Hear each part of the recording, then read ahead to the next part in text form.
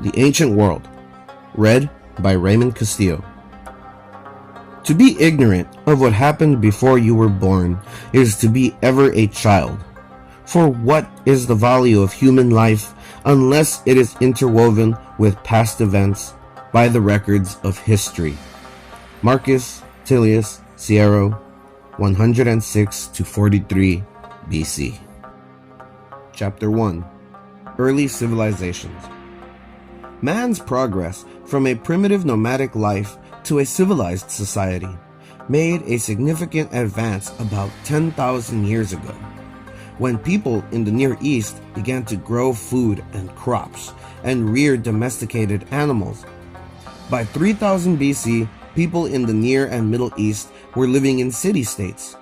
Already there had been great discoveries and inventions: the wheel, the use of metals, the making of pottery, how to write and count, and craftsmanship encouraged trade, and trade meant the growth of cities. Cities like Akkad and Sumer. More than 5,000 years ago, a black-haired people called Sumerians began to develop an organized civilization.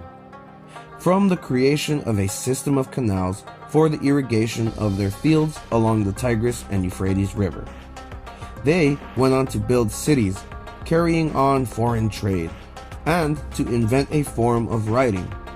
By 3000 BC, Sumerian villages in the southern Mesopotamia region had already become such major cities such as Kish, Lagash, and Ur.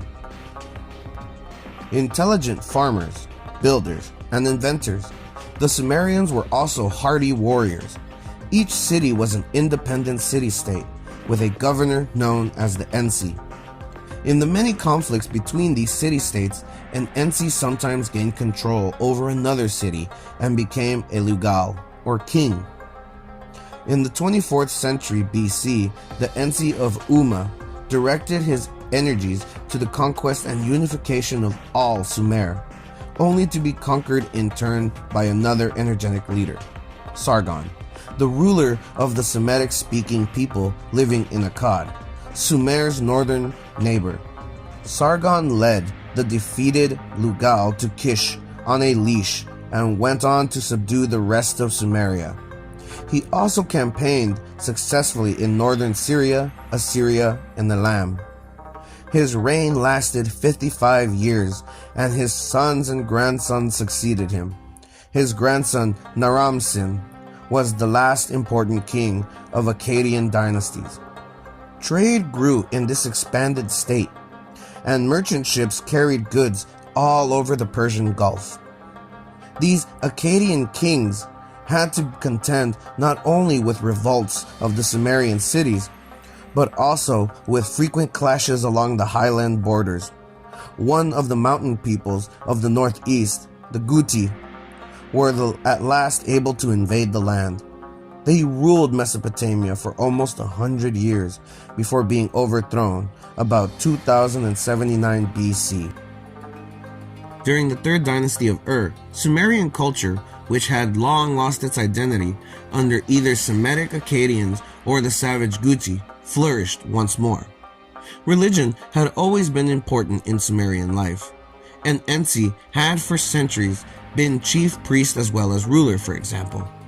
And now more elaborate temples were built to honor the gods, called ziggurats, or high places. Sumerian temples were lofty stepped towers rising up to the sky like small mountains. On the top was a shrine to such gods as Amu, the god of heaven, Enki, a water god, and Nanar, a moon god. It had been suggested that the resemblance of ziggurats to mountains recalled some long ago time when the Sumerians had lived in the highlands and worshipped their gods on the mountain peaks. Because stone and timber had to be imported, Sumerian builders became very skillful in the use of sun-baked bricks made from river mud and crushed reeds. They were probably the first people to learn to use bricks not only for walls, but to span the space overhead in arcs. Probably the first time in history of corbelled vaults. The royal burial vaults at Ur, which predate the first dynasty at about 2550 BC, contain numerous objects which demonstrate the skill of Sumerian craftsmanship. Among these are vessels and ornaments of gold, silver, and copper, cups and bowls of obsidian and lapis lazuli, and wall decorating inlaid with shells, mothers of pearl, and lapis lazuli. The bones of soldiers and attendants found in the actual tomb chamber of the king, suggesting that in these early days, royal burial was accomplished by human sacrifice. Excavation has also discovered four-wheeled vehicles dating as far back as 3500 BC, engraved cylindrical seals used as individual stamps, and most useful for students in ancient civilization, tablets inscribed with Sumerian ideographic scripts. From these tablets, archaeologists have deciphered incantations used by priests, chronicles of historical events, business accounts, and judicial records. In their system of mathematics, the Sumerians used the number 60 as the basic unit, from which we have remained the 60-minute hour and the 360-degree circle.